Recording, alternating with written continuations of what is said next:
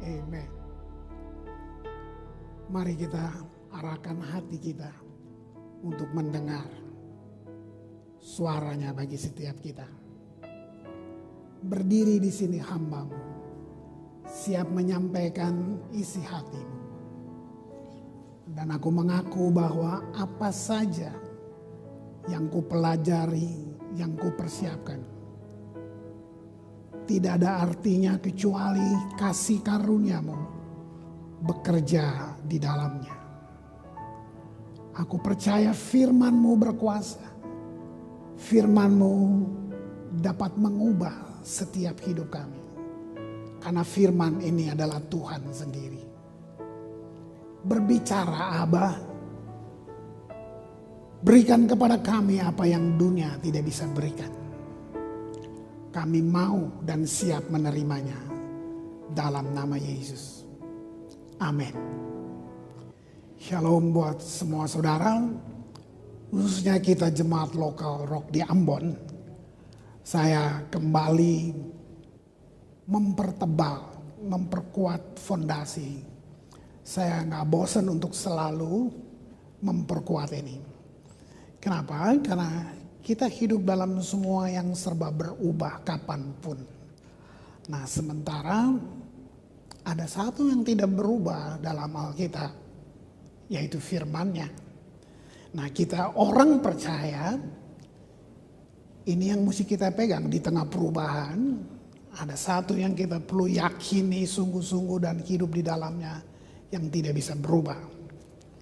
Nah, kita tahu bahwa menjadi orang Kristen tanpa kenal kenapa, mau kemana, apa tujuannya, kita sedang bermain-main dengan agama saja.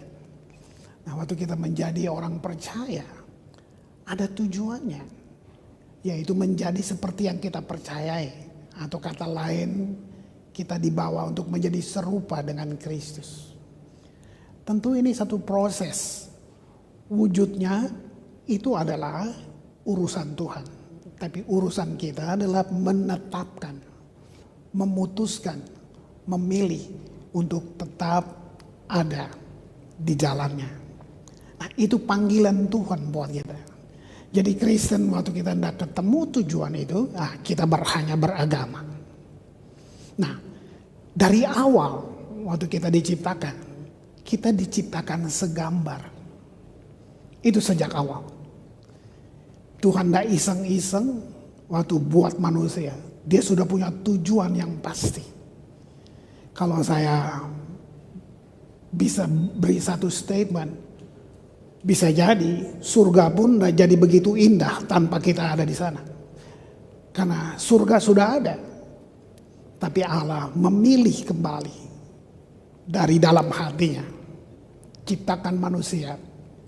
Seperti apa? Seperti malaikat? No. Dia bilang segambar dengan dia. Nah, itu awal kita. Lalu gambar itu rusak. Dari sekolah minggu kita sudah dengar cerita ini. Karena dosa. Nah, waktu gambar itu rusak, manusia hidup dengan satu warisan dosa yang saya sebut warisan Adam. Apa warisan Adam? Mati. Gak ada yang lain. Jadi awalnya manusia tidak diciptakan untuk mati. Tapi waktu dosa masuk, terjadi perubahan. Nah, itulah warisan yang kita terima. Manusia nggak bisa tebus dengan cara apapun, perbuatan apapun, apa saja yang kita nggak bisa tebus. Kita sudah terima warisan itu.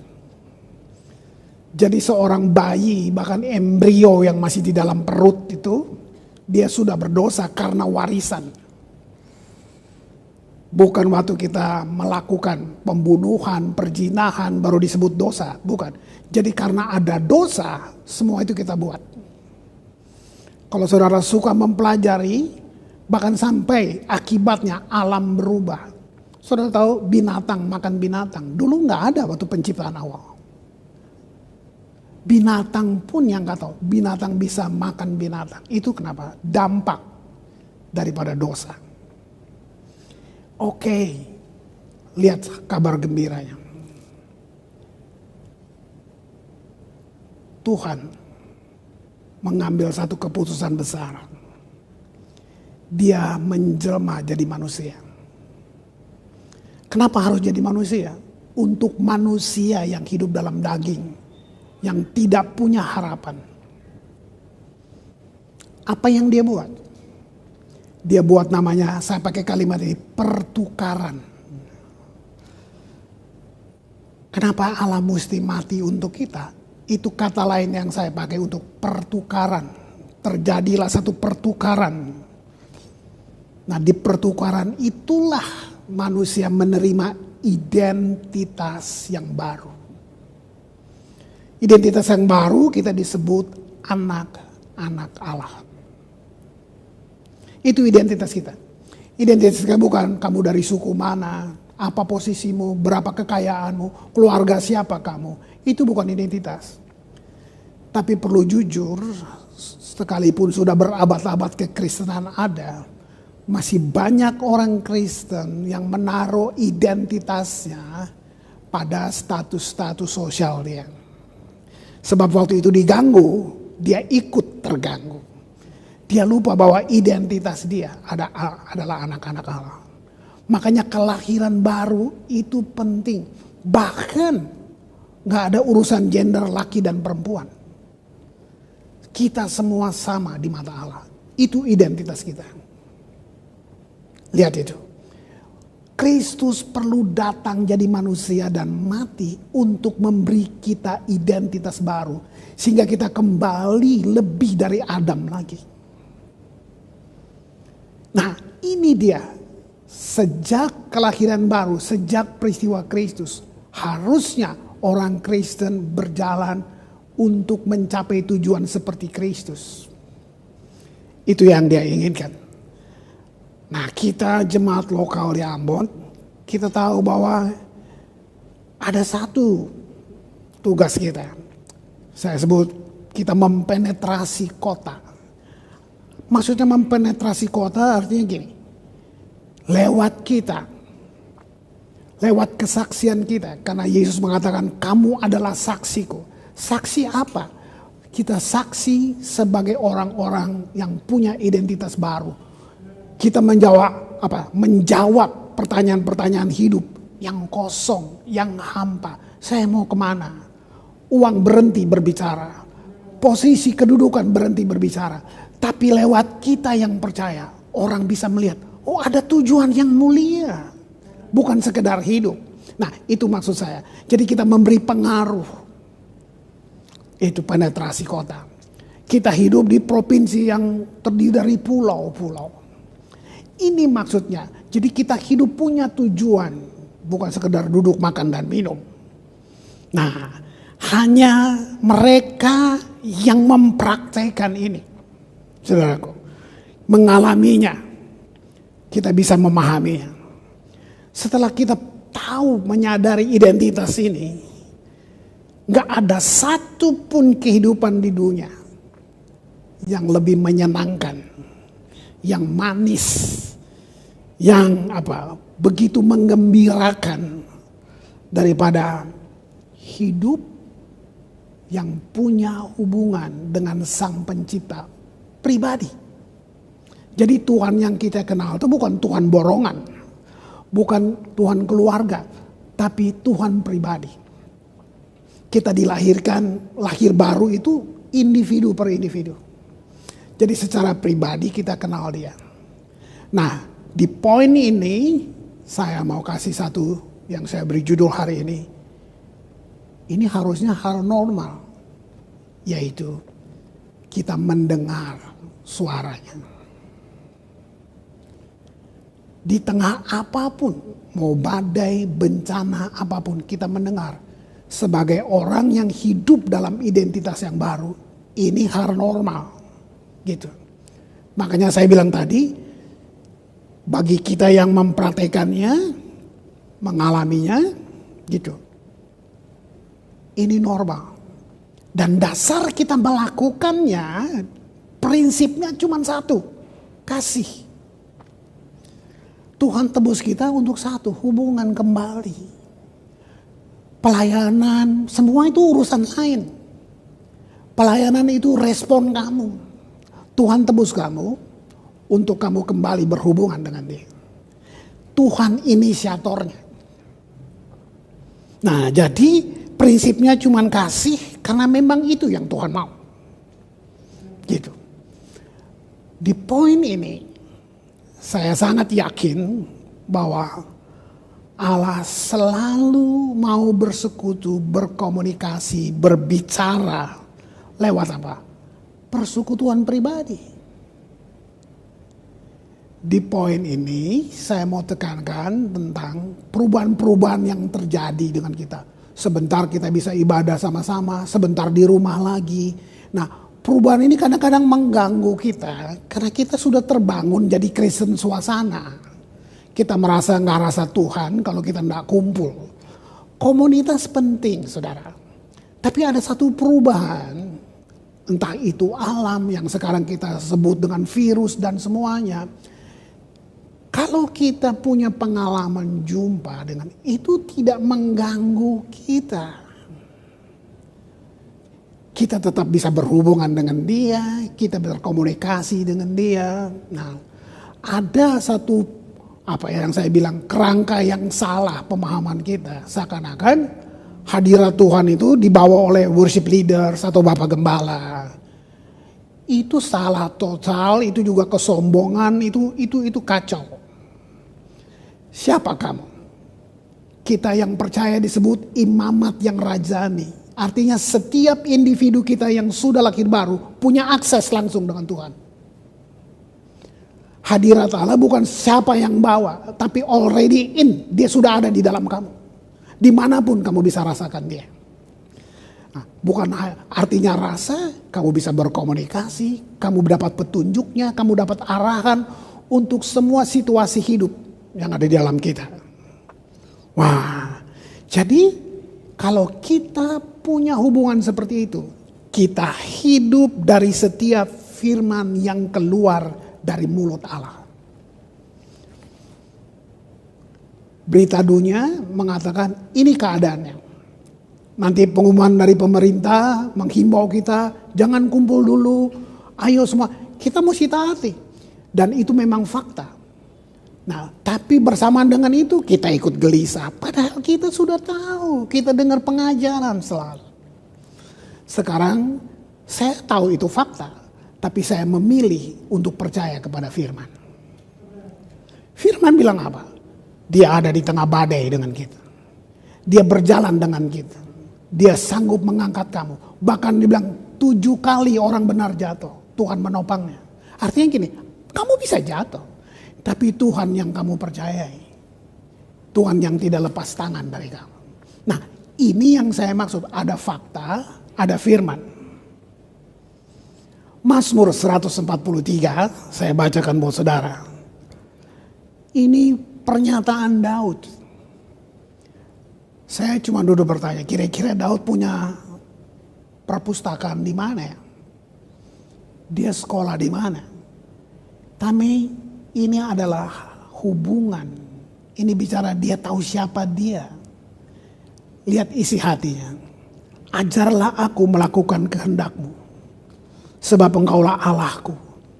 Kiranya roh-Mu yang baik itu menuntun aku di tanah yang rata. Wow. Sekarang saudara perlu ada di kelas baru bisa ngerti ayat ini. Dulu Daud ada di mana? Dia ada dengan Tuhan. Walaupun itu di tengah hutan. Walaupun itu di ladang. Hanya dengan domba-dombanya. Tapi dia ada dengan Tuhan. Satu terjemahan memperkaya kita dari The Passion bilang begini. Aku hanya ingin menaati semua yang kau minta dariku. Karena itu ajarlah aku Tuhan. Karena Engkaulah Allahku. Roh-Mu yang murah hatilah yang kau butuhkan. Jadi tuntunlah aku di jalan-jalan yang baik. Yang menyenangkan-Mu. Satu-satunya Allahku. Wow. Wow. Saudara, Ini yang dibilang kaya dalam perenungan. Inilah orang yang punya hubungan dengan Tuhan. Artinya gini, roh yang berdiam di dalam saudara dan saya, dia tidak bisu. Dia bukan zat. Dia tidak membatasi dirinya sendiri. Tunggu ada desakan-desakan sewaktu-waktu. Bukan seperti itu. Atau kita suka pakai bahasa rasa merinding lah. Enggak kayak gitu-gitu. Apa yang firman katakan? Yohanes 15 ayat 15 bilang, aku tidak menyebut kamu lagi hamba, sebab hamba tidak tahu apa yang diperbuat oleh tuannya. Sebelum saya terusin, saudara percaya enggak ini? Kalau saudara masih ragu dengan takut dan semua yang lain, saudara masih percaya enggak kamu hamba? Atau dia bilang, aku menyebut kamu sahabat. Sahabat. Saya pernah kasih pertanyaan ini. Kalau kita lihat dalam kehidupan, siapa yang sombong? Pejabat atau temannya pejabat? Gubernur atau temannya? Saya teruskan, karena aku telah memberitahukan kepada kamu segala sesuatu yang telah kudengar dari Bapakku. Renungkan ini. Apa yang Yesus dengar dari Bapa di sorga diberitahukan kepada kita orang percaya karena kita sahabat. Lihat itu. Wow. Perhatian ada kata telah. Telah. Berarti Tuhan sudah kerjakan itu. Perhatian Allah berjalan, berbicara di tengah kita. Itu sebagai satu bagian dari perwujudan kerajaan Allah. Rock, representative of Christ's kingdom. Apa kerajaan Allah? Kerajaan Allah bicara raja dan rakyatnya. Lalu apa coba? Raja berkomunikasi dengan rakyatnya. Raja menyatakan isi hatinya kepada rakyatnya. Itu kerajaan Allah. Jadi kalau Tuhan terus berkomunikasi dengan dia, itu normal. Itu keinginan dia. Karena kita warganya. Lihat itu. Allah berjalan di setiap lini kehidupan kita. Lukas 17 ayat yang ke-21. Nah, ini ada di sekitar kita ya. Pemahaman konsep-konsep seperti ini. Juga orang tidak dapat mengatakan, lihat ia ada di sini atau ia ada di sana. Sebab sesungguhnya kerajaan Allah ada di antaramu. Kan kita suka dengar Tuhan di sana, Tuhan. No. Firman bilang tidak, dia ada di antara kamu. Sebab itu saya bilang tadi, kamu punya akses untuk bertanya, untuk ngobrol bebas dengan dia. Ini membuat kita bisa berjalan, entah itu badai apapun bentuknya, kita tidak kebingungan.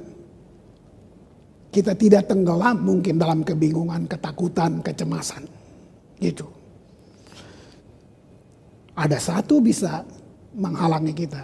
Kalau hubungan kita dengan Allah berdasarkan konsumeristik. Itu gak baik. Iman kita bukan seperti itu. Bukan. Tuhan, saya dapat apa dari kamu Tuhan? Bukan gitu hubungannya. Bukan gitu. Bukan mengkonsumsi kemurahan hati Tuhan. Gitu. Bukan juga pertunjukan di gereja. Itu bukan hubungan kita dengan Allah. Tapi apa hubungan kita? Hubungan kita apa? Partisipasi. Partisipan. Salah satu Tuhan bilang, pergi. Jadikan segala bangsa muridku. Kita dipanggil berpartisipasi dengan Tuhan. Bangun kerajaan Allah. Itu, bayangin. Seperti pada mulanya waktu Tuhan buat Adam. Berkuasalah kamu atas semuanya ini. Bisa lihat bedanya gak? Manusia berkuasa, Allah maha kuasa. Cuma di situ bedanya. Saya mau beri satu kebenaran ini. Waktu Tuhan kasih otoritas buat Adam. Tuhan membatasi dirinya sebagai Allah untuk tidak ikut campur kepada apa yang dia sudah kasih. Wow. Lihat itu. Dengan demikian, kita bisa mencari cara. Setiap orang beda-beda. Bagaimana berinteraksi dengan Allah dalam semua hubungan. Untuk bisa mendengar dia berbicara. Saya nggak mau sodorkan satu bentuk. No. Tuhan sengaja buat kita berbeda satu dengan yang lain.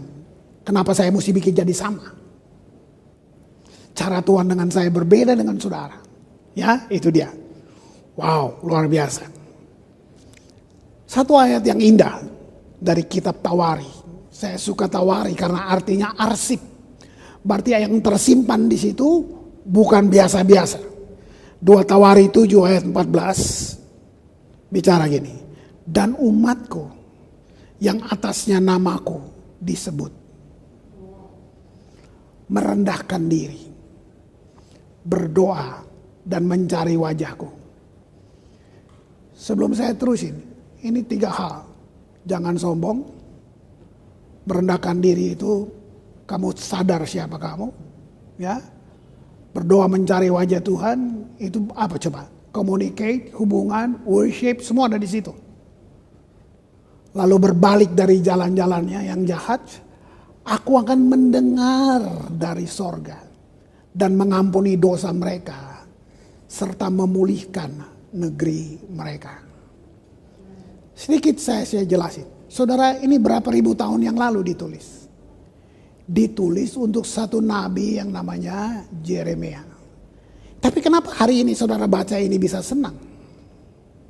Itu saya maksud dengan komunikasi tadi. Tuhan pakai apa yang dia tulis kepada para nabi dulu juga untuk kita hari ini. Jadi ini gak sia-sia. Bahkan mereka yang menulisnya mereka membayar dengan nyawanya. Untuk menyatakan bahwa ini dari Tuhan. Itu sebabnya fondasi kita cuma satu, firman. Gak ada yang lain. Gitu. Jika kita merendahkan diri, saya suka mungkin terlalu teledor, tapi saya seperti mau bilang, lebih baik kamu buat salah yang lain daripada kesombongan. Itu parah banget kalau kamu sampai sombong. Ya, jika kita merendahkan diri dan mencari wajah Allah, lihat, tidak ada cara lain. Allah berespon, gitu. Nah, interaksi ini bagian dari persahabatan hubungan kita dengan Tuhan. Gitu. Gak ada yang lebih sentral bagi kehidupan praktis seorang Kristen daripada kita yakin pada hubungan individu Allah dengan masing-masing kita. Luar biasa. Ini bukan satu-satu, saudara. Kita akan terus menggali ini, terus. Nanti semua pengajar akan melanjutkan. Saudara perlu alami, sehingga saudara tidak bergantung dengan manusia. Gitu. Saya berfungsi saja sebagai gembala atau hamba Tuhan. Tapi semua kita bergantung kepada kepala gereja itu yang namanya Yesus. Saudara masih ingat statement berapa bulan lalu tentang pemuritan? Nah, sebagai murid Kristus gitu. Kita tidak bisa keluar dari apa yang saya bilang barusan. Kalau murid Kristus, saudara mestinya normal mendengar dia, mendapat tuntunannya, berhubungan dengan dia gitu. Artinya murid gak bisa menyingkirkan tentang satu kemampuan iman yang dari Tuhan gitu. Untuk bisa mendengar dia tuntunannya.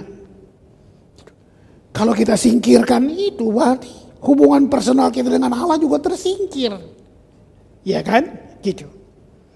Nah, kita mencari kehendak Allah bukan karena kita terlalu cemas dengan diri sendiri. Tapi ini, supaya kita bisa menjadi serupa dengan dia. Supaya kita tahu bahwa kemana tujuan kita. Kenapa saya jadi orang percaya? Lalu kita menjadi berkat bagi orang lain. Dan memuliakan Tuhan.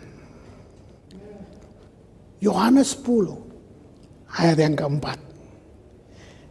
Jika semua dombanya telah dibawanya keluar. Ini kenal pribadi ini ya, kenal Tuhanmu. Waktu kita dibawa keluar, lihat. Ia berjalan di depan mereka. Tuhan yang kita sembah tadi, dia berjalan di depan mereka. Lalu gini, domba-domba itu mengikuti dia. Karena mereka mengenal suaranya. Setiap kita yang hidup dengan identitas yang baru, kenal suaranya.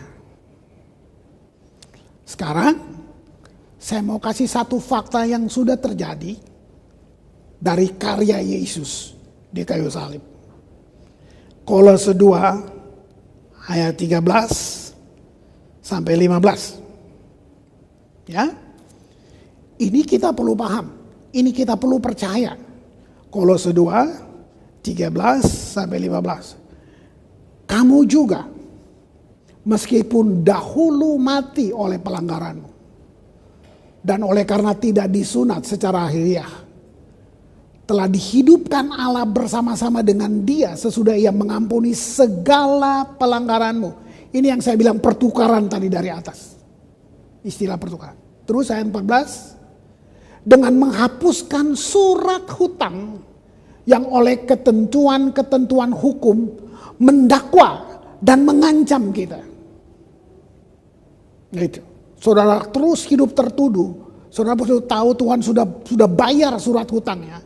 Dan itu ditiadakannya dengan memakukannya pada kayu salib. 15. Ia telah. Perhatiin kata telah. Jadi dia gak tunggu kamu punya perbuatan. Dia gak tunggu apa yang kamu bisa buat. Kamu gak bisa buat apa-apa. Untuk dalam identitas yang ini. Dia telah melucuti pemerintah-pemerintah dan penguasa-penguasa. Ini sudah otoritas tertinggi yang dihancurin. Dan menjadikan mereka tontonan umum dalam kemenangannya atas mereka. Saya pilih satu kata dari Kolose ini. Identitas kita membawa kita pada satu kata ini. Kepenuhan Kristus. Saya ambil sejarah Romawi. Di sini kata melucuti artinya gini. Bangsa Romawi waktu dia berperang. Musuh yang sudah dia taklukkan, musuhnya dibawa dalam satu pawai masyarakat. Mereka diikat di kereta itu, dan jari itunya dipotong supaya mereka nggak bisa pegang pedang.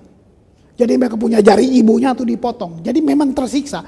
Jadi si musuhnya itu ditelanjangi, diikat, semua perhiasan mereka dicopot dan dipawai. Itu dia bilang saya satu pawai kemenangan.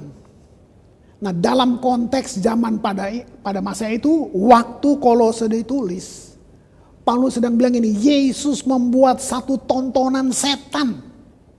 Gitu kira-kira gitu. Yesus membuat pawai setan yang sudah dikalahkan itu. Tapi apakah kita menyadarinya? Nah, ini yang saya mau. Bisa sadar, begitu ada satu hal, lemah lagi. Ada apa, goyang lagi. Makanya saya bilang kita perlu radikal dengan pemahaman ini. Gitu. Alkitab menyatakan inilah yang Yesus lakukan, membuat iblis menjadi tontonan. Dia bilang gitu. Luar biasa. Ibrani 2 ayat 15. Dan supaya dengan jalan demikian, setelah iblis menjadi tontonan dunia, kita orang percaya, ia membebaskan mereka yang seumur hidupnya berada dalam perhambaan oleh karena takutnya kepada maut. Lihat itu ayat 16. Sebab sesungguhnya bukan malaikat-malaikat yang kasihani. Wow. Tapi keturunan Abraham yang ia kasihani. Saudara tahu gak kamu disayang Tuhan? Jadi masalah terbesar kita hari ini adalah ketidakmampuan kita untuk mendengar suara Allah. Cara kita mengetahui apa yang sedang Allah katakan cuma satu. Yang saya mau jadi pegangan. Yaitu melalui firman. Karena itu gak bisa menyesatkan kita.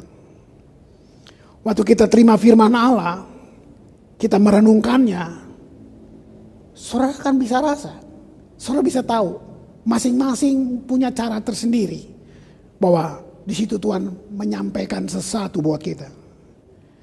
Dia kasih hikmat, dia kasih arahan. Nah, kebanyakan orang tidak benar-benar percaya bahwa mereka bisa menyelesaikan masalah mereka di rumah, di tempat kita kerja, dengan firman Allah. Waktu saudara cari semua di luar firman, kamu seperti benang kusut.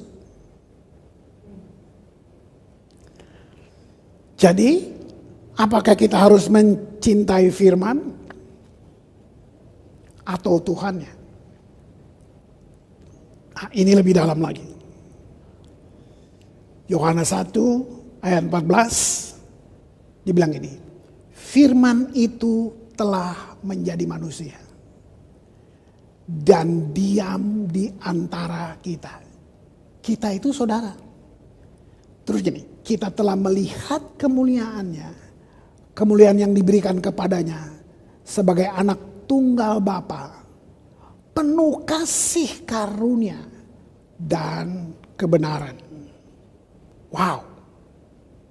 Nah, sebab itu waktu kita sedang katakan firman, kita tidak sedang berbicara tentang buku, kitab gitu. Kamu bisa robek Alkitab, tapi kamu gak bisa rubah firman Allah. Ya, nah perkataan yang ada di dalam Alkitab itu mewakili Allah yang sempurna.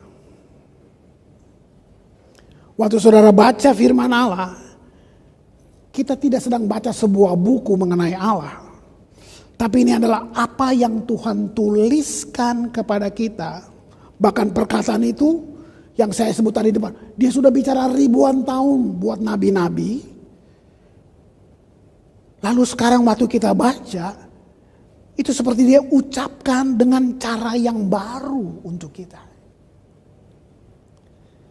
Nah, saudara, saya membatasi sampai di sini karena kita akan terus menggali lebih dalam untuk terus hanya untuk membangun saudara gini. Kita tidak bergantung karena perubahan-perubahan suasana. Kenapa? Karena saudara tahu dimanapun kamu ada, sendirikah? Bukan hanya di satu gedung ibadah. Kamu orang yang mahal ditebus. Kamu mahakarya. Kamu bisa dengar Tuhan. Saya mau kalian dengar pujian ini. Resapi setiap kalimat. Sebelum saya berdoa buat saudara.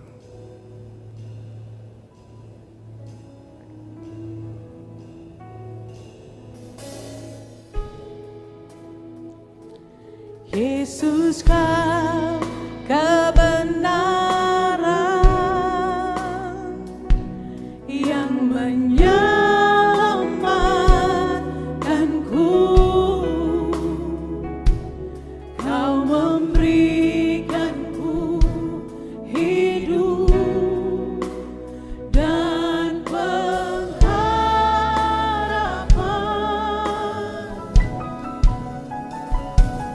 Ku ikut kehendak